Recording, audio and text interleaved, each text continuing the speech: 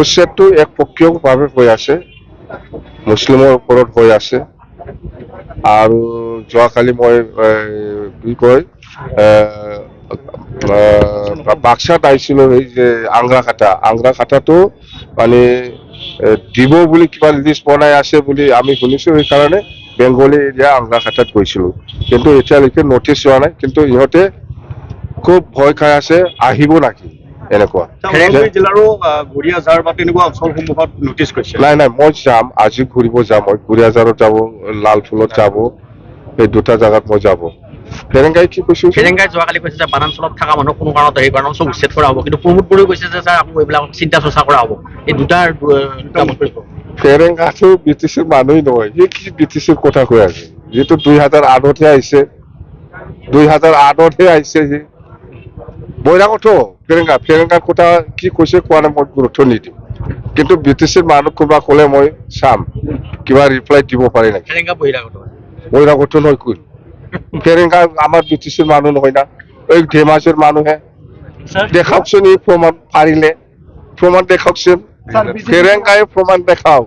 ফেৰেংগাই ব্ৰিটিছৰ 2003 চনত আগৰ পৰা আছে নেকি? এই 8 চন অসমৰ বিজেপিৰ গৃহকণ্ঠ লাগি আছে, কি ক'ব? এইটো মই একো কমেণ্ট নিদিম। কংগ্ৰেছত কি হৈছে, বিজেপিত কি হৈছে, বা ইউ পি পি এলৰ ভিতৰত কি হৈছে, ইয়াৰ ওপৰত মোৰ ক'ব লগা একো নাই। মই একো নকওঁ। মুঠতে BTCটো ৰক্ষা কৰিব লাগে, বাচাব লাগে। ইয়াৰ দায়িত্ব আমাৰ সকলো ৰাইজৰ। হাগ্ৰামা মহিলাই ডাঙৰীয়া ক্ষমতাত নাথাকিলে তেওঁ ৰেষ্টলেছ হৈ থকা মানুহ, তেওঁক ক্ষমতা লাগে।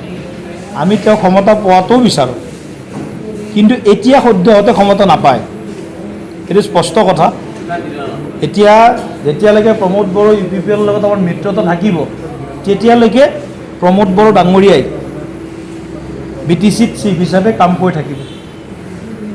আৰু এইটো সিদ্ধান্ত ল'ব লগা হ'লে কেন্দ্ৰীয় সমিতিৰ পৰা আহিব লাগিব, কিবা সিদ্ধান্ত সলনি কৰিব লগা হ'লে।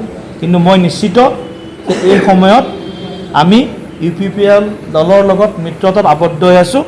আৰু 2024 চনৰ লোকসভা নিৰ্বাচন আৰু 2025 চনৰ BTC ইলেকশ্যনলৈকেও আমি UPPL লগত আমাৰ মিত্ৰতা থাকিব। কিন্তু ৰাজনীতিত কেতিয়াবা দুই এটা সমীকৰণৰ ইফাল সিফাল হয় কেতিয়াবা, কিন্তু ইয়াত বৰ্তমান সময়ত কোনেও আশংকা বা শংকা কৰিব নালাগে যে UPPLৰ লগত আমাৰ মিত্ৰতা ভংগ হ'ব নেকি। এইটো স্পষ্ট কথা, UPPLৰ লগত আমাৰ মিত্ৰতা আছে, আগন্তুক দিনৰ কাৰণে মিত্ৰতা থাকিব। আৰু হাগ্ৰামা মহিলাই ডাঙৰীয়াই আজি বা কালি তেওঁ কৈছে, যিটো এভিকশ্যনৰ ক্ষেত্ৰত তেওঁ এটা বক্তব্য দি আছে, তেখেতৰ দিনতেই হাইকোৰ্টত কেছ হ'ল, তেখেতৰ দিনতে হাইকোৰ্টে গোটেই কেছটো চালি জাৰি চাই আছে। আৰু তেখেতৰ দিনত ৰুজু হোৱা কেছৰ পৰিণামস্বৰূপে হাইকোৰ্টে এভিকশ্যনৰ অৰ্ডাৰ দিলে। আৰু কাইলৈ এটা হাইকোৰ্টৰ আৰু এটা শুনানি হ'ব, কাইলৈ 24 তাৰিখ। গতিকে কাইলৈ আমাৰ দিনটো অপেক্ষা কৰিছোঁ। কিন্তু তেওঁ ইম'শ্যনেলি আমাৰ BTC-বাসী ৰাইজক বুৰ্বক সজোৱাৰ কাৰণে কিছুমান নাটক ৰচনা কৰি আছে। গতিকে মই এই কথাটোত অত্যন্ত সজাগ হ'বলৈ ৰাইজক আহ্বান জনাইছোঁ। 2002ৰ পৰা 2003ৰ পৰা 2020 চনলৈকে 17 বছৰ BPF দলৰ নেতৃত্বত ইয়াত BTCত শাসন হৈছিল। কি পৰিস্থিতি হৈছিল, কেনেকৈ মানুহ জীয়াই থাকিব লগা হৈছিল, কেনেকুৱা মানুহৰ সংশয় আছিল জীৱনলৈকে, দৰমহাৰ এটা অংশ উগ্ৰবাদী সংগঠনক দিব লগা হৈছিল, দোকান বজাৰ জগতে কি ধৰণৰ পৰিস্থিতি হৈছিল, সেই কথা আমাৰ সন্মুখত আছে। গতিকে মই আজি আৰু বহুত বেছি দীঘলীয়াকৈ নকওঁ। এতিয়া আমাৰ চৰকাৰৰ কাৰ্যকালত যোৱা 3টা বছৰত, প্ৰায় 3টা বছৰ হ'ব, 3টা বছৰত আমাৰ শান্তি আৰু উন্নয়ন সমান্তৰালভাৱে আমি আগবঢ়াই লৈ গৈ আছোঁ।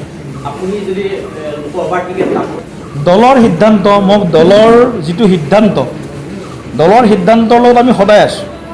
কিন্তু মই যিখিনি দলৰ হৈ কাম কৰি আছোঁ, সেই দলৰে কাম কৰি থাকোঁতে যিখিনি মোৰ অভিজ্ঞতা অৰ্জন হৈছে, সেই অভিজ্ঞতাখিনিক ভিত্তিত মই ক'ব পাৰোঁ যে 2024 চনৰ যে আমাৰ নিৰ্বাচন হ'ব, সেই নিৰ্বাচনত UPPL দল আমাৰ মিত্ৰতাৰ অংশীদাৰ স্বৰূপে থাকিব।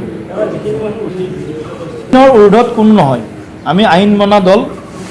তেওঁলোকৰ দিনতে এই ধৰণৰ কামবিলাক, অপকৰ্মবিলাক তেওঁলোকৰ দিনতে কিছুমান আৰম্ভ হৈছে। এতিয়া সেই অপকৰ্মৰ পৰা নিজকে ধোৱা তুলসীৰ পাত সজাব বিচাৰিলে নহ'ব।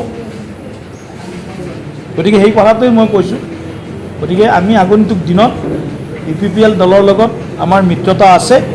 প্ৰমোদ বড়ো ডাঙৰীয়াৰ নেতৃত্বত আমাৰ BTCত শান্তি আৰু উন্নয়ন সমান্তৰালভাৱে আগবাঢ়িছে। গতিকে BTCবাসী ৰাইজ গোটেই কথাটোৰ পৰা কিছু হ'লেও আমাৰ শান্তি লাভ কৰিছে। গতিকে জাতি জনগোষ্ঠী সকলোৱে মিলি অনাগত দিনত আমি একেলগে আগবাঢ়ি যাম।